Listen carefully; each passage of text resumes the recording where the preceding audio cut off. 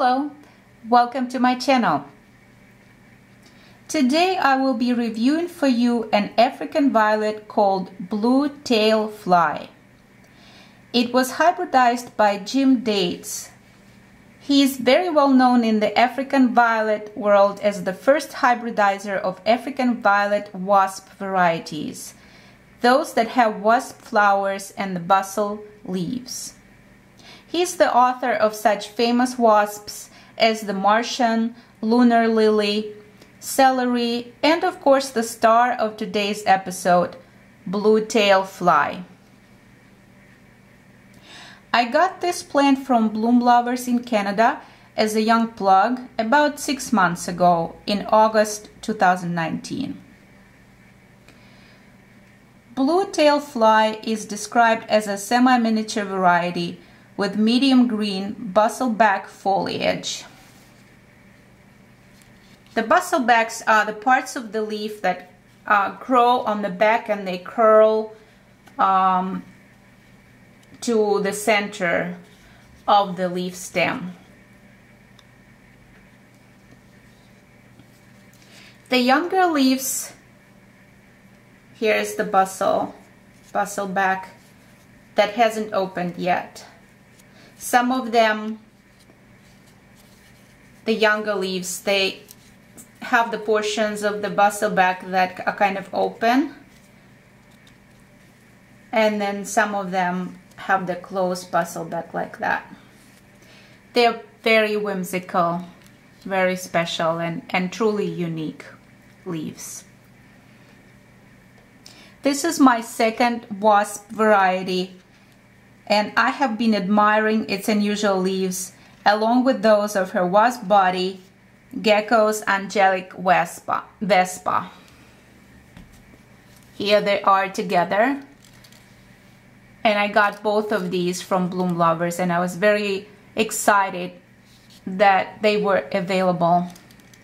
So thank you, Tina at Bloom Lovers, for providing such beautiful plants. I have made an individual review for this variety, Gecko's Angelic Vespa, earlier, I think last year. So check out my channel's videos, those of you who are interested in learning more about Gecko's Angelic Vespa. And today we will be focusing on the Blue Tail Fly. This is a very popular variety in the wasp family, or the wasp group of African violets. I know many people have it and enjoy this variety in their collections. It looks a little bit, or maybe a lot, like the Martian variety, which is another Jim Dates hybrid. I don't know the difference, don't know quite the difference between them. So please do comment, those of you who have the Martian variety, if it looks different, and what your experience was in growing the Martian plant. I'm curious, I would be curious to connect with you guys and just see the growing specifics of the wasp varieties. I only have 2, as I mentioned, and I'm relatively new in growing these. And I find them truly special. They truly look like some fantasy creatures from another universe in terms of African violets world of plants. African violet semi-miniatures usually grow from 6 to 8 inches in diameter of the rosette, and they usually need no more than 2.5-inch pot. When I received this plant, I was relatively new, and so I planted it in a 3.5-inch pot instead of a 2.5-inch pot, and as a result it has grown quite large as compared to a normal semi-miniature size. This plant is at this point is about 12 inches or 11 inches across the rosette. it looks like 10, but if you really stretch these leaves, it's more like 11.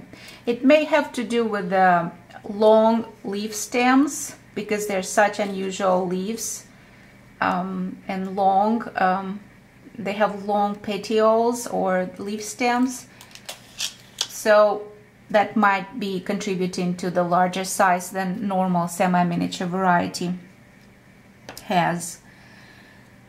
The flowers of blue tail fly are described as single dark blue wasps.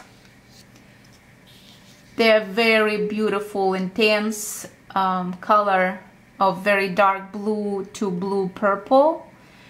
On the video they look more like navy blue, but in reality they are more purple with some dark navy undertone to them.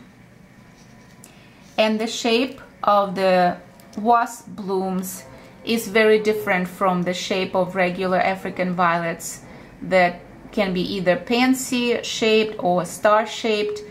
These are called wasp flowers. They're wasp shaped. They look like wasps, like the insects, the flying insects with the wings a little bit.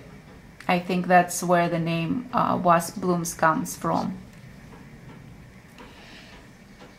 They are not large in size. You can't even measure the diameter of them, but here they are in comparison to a dime coin. So, and here we have one dropping bloom, and I believe they're all droppers. Well, not all, but this particular plant, I have observed the blooms falling off easily when you touch them. Here they are. They're very pretty, and the entire plant looks very organic, if I can say. Like the whimsical blooms complement the whimsical shape of the leaves. So altogether it looks very unique. The bloom stalks are tall, and they carry many blooms on one bloom stalk. So it has been a constant and a prolific bloomer since I received it. I truly like this variety. Regardless whether it's winter or summer, it just keeps blooming. Such a happy camper. It grows under a combination of LED light, the artificial light, and the natural light on the east-facing window, with the temperatures in mid-60s to lower 70s in the winter, and the humidity around 50%. And right now we are at 53% humidity and 70 degrees Fahrenheit. And we are in early February. It grows on a wick.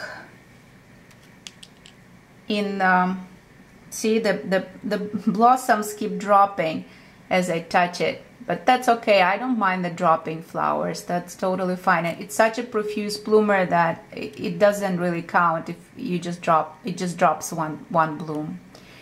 It grows in a wick, and it just receives the, here's another one coming out, receives the dosage of fertilizer that I have been discussing in my videos this year. It's this particular variety about which I learned in the African Violet Nerds group, which I truly enjoy. I have found it to be a very supportive group, and I have learned a lot from all the African Violet enthusiasts. This fertilizer was recommended by the American Association of African Violets, and it has a 7:9:5 ratio of nitrogen, phosphorus, and potassium, and the name of it is Dina Grow Liquid Plant Food. I add 1/8 of a teaspoon per gallon of water in the winter time, and in the summer I double it to 1/4 of a teaspoon per gallon. It's still rather low dosage because the fertilizers that I'd seen, some of them have 20, 20, 20, some of them have 10, 15, 10. This one is very, very, well, not very low, but low. I've seen lower. I've seen 1, 1, 1, and I still have that fertilizer. I'll make a separate video about fertilizers that I've used.